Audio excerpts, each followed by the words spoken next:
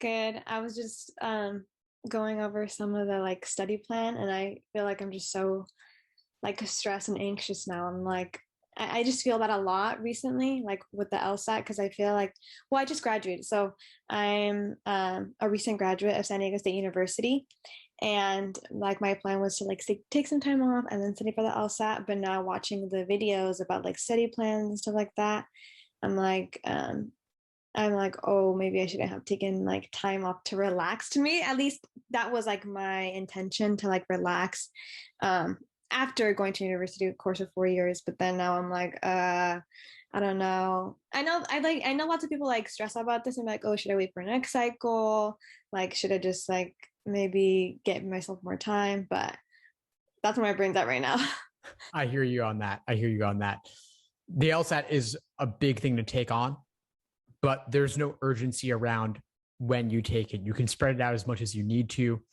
Taking days off is important. You don't want to burn out. Taking time off between a big thing like university and a big thing like LSAT is perfectly reasonable. Mm-hmm. Do you have a target test date in mind? Yes. So at first it was October, but now I'm thinking November.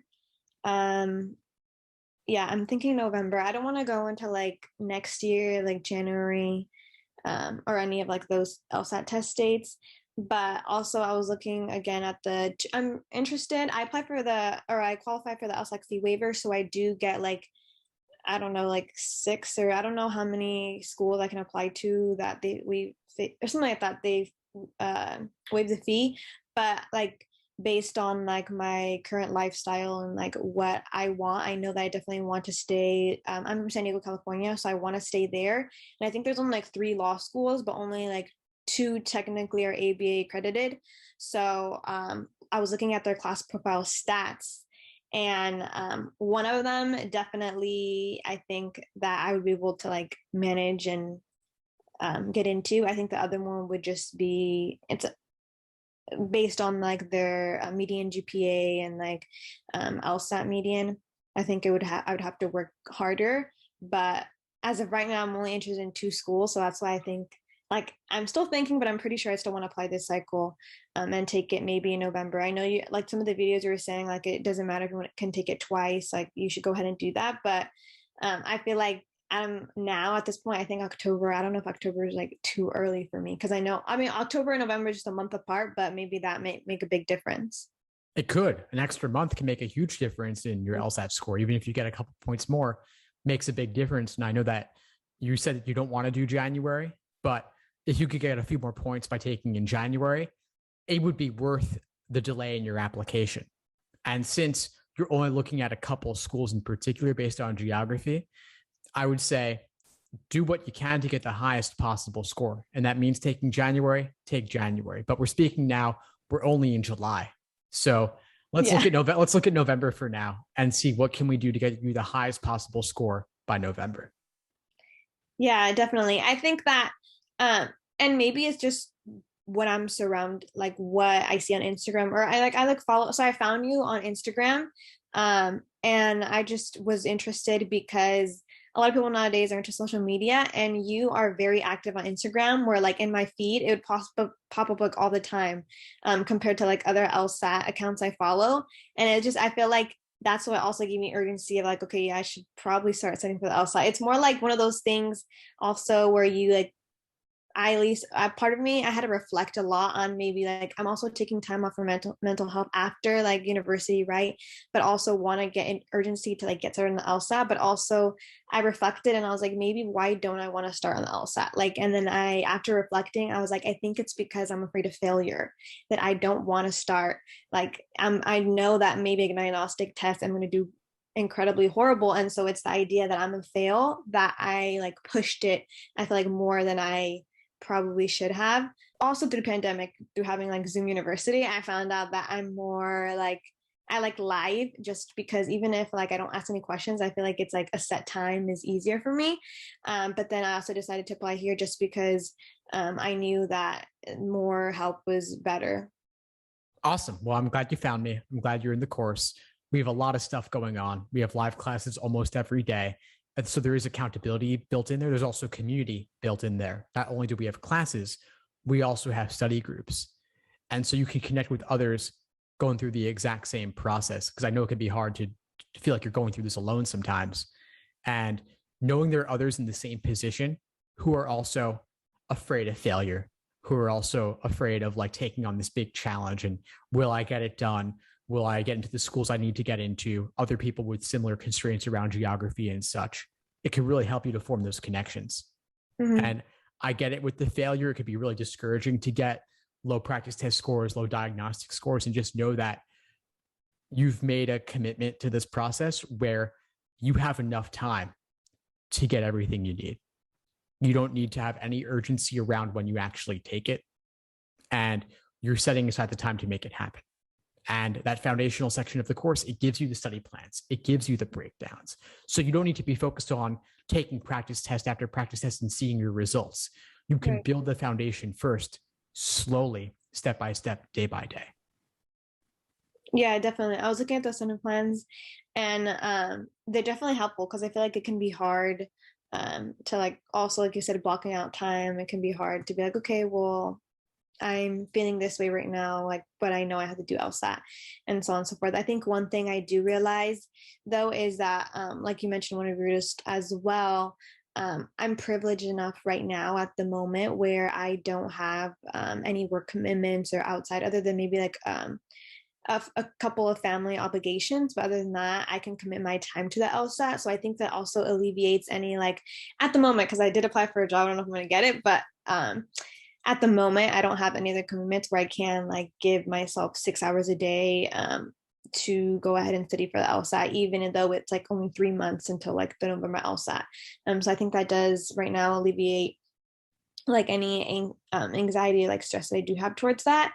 But I think also helpful when I did take a diagnostic test, it was like very low. But I remember watching one of your videos, and I think that's why I wasn't so stressed because it was like, just try to work as hard as you can to get the concepts. Like a diagnostic score, obviously you're not going to do well because you don't know, but it also can be discouraging when you hear people like, oh, my diagnostic score was like this, and it's like, oh, well, what previous knowledge do you have that I don't have, or what skills like did you learn in your academics that maybe I didn't pick up or whatnot. But I'm definitely gonna try to book multiple hours a day since I don't have anything else. Awesome. Yeah. Make the most of the time that you have, especially before you get that job. You know, you have a full-time study schedule available to you. You can say, okay, well, I'm going to put in 4 or 5 hours a day. I wouldn't recommend doing much more than that because I don't want you to burn out. But you can definitely work through that study plan and also attend the classes and attend the study groups. You can track your results. I'm saying that because I don't want you to focus overtly on comparing yourself to other people. So whatever other people's diagnostics test scores are, or wherever they're at in their journey, focus on your journey and focus on, okay, I've gotten through day 1, day 2, day 3. Once you finish building your logic games foundation, then you can start doing timed logic games sections, recognizing that, hey, timed section number 1 that you complete does not reflect what timed section number 20 might look like. You will improve over time. So it's not just about accuracy, it's also pacing, endurance. It takes a while to get there. But you've got 4 months between now and November. You can make a lot happen during that time, especially if you're in the privileged position to be able to study full time. Not everybody is. So make the most of that. Yeah, definitely. So then I know like you laid all out in the video in like the study plan schedule. So you say that you recommend like going well, I think you said if like 5 months, then you do like 1 month per each section and then like finish off. But if you have like less months, you said like to switch it around like every couple weeks or every day when you learn a different section or watch a different video section. Right. So I recommend focusing primarily on one section at a time while you're building that foundation. Okay. That doesn't mean that you have to focus exclusively on that section. In fact, I recommend mixing in other things so that you can get some variety, so that you don't get rusty on anything. But yeah, I would say, let's say you're going for 4 months between now and November. Maybe you make logic games the focus for a couple of weeks. Then you make logical reasoning the focus for a couple of weeks. But while you're working on logical reasoning, still do some logic games, still attend the classes on reading comp, get some variety, get some exposure so that you're making forward progress in all areas. But the reason I recommend having a primary focus is because that helps you better see the patterns between different questions within a section. So you can see that what you're doing in reading comprehension for one passage, how that then translates over to another passage, regardless of what the topic was, so that you could see the underlying structure. Okay, sounds good. Awesome. What other questions do you have? What else could I do to support you right now? I think that's all my questions for now. I think since I'm just starting out, what was most important was a study plan, study schedule to know how to manage all the hours and like specifically what to focus on. So I'm excited for logic. I think the first one is like logic games, right? The first one in the videos. I like. Yeah.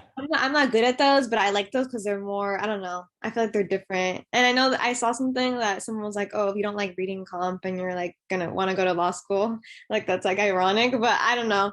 Yeah, reading comp I feel like can be a lot, especially when it's a subject that you don't like. But I think logic games are definitely different than the rest, and I'm excited for those. Yeah, definitely. Logic games is fun. And it's cool because it is kind of like you're doing puzzles. There is a certain like Sudoku or crossword puzzle like element to it. And so, yeah, have fun with it. Mm-hmm. Yeah, but other than that, I think that's all the questions I have at the moment. Awesome. Well, it was great to meet you. I'm excited to have you in the course. Reach out if you need anything moving forward. Yeah, definitely. Thank you so much for your time. Thanks for tuning into the show. Please subscribe if you haven't done so already to be notified of new episodes as I release them. And feel free to reach out if you need anything at all as you move forward with your prep. I'm happy to help however I can. In the meantime, I'll wish you all the best and take care.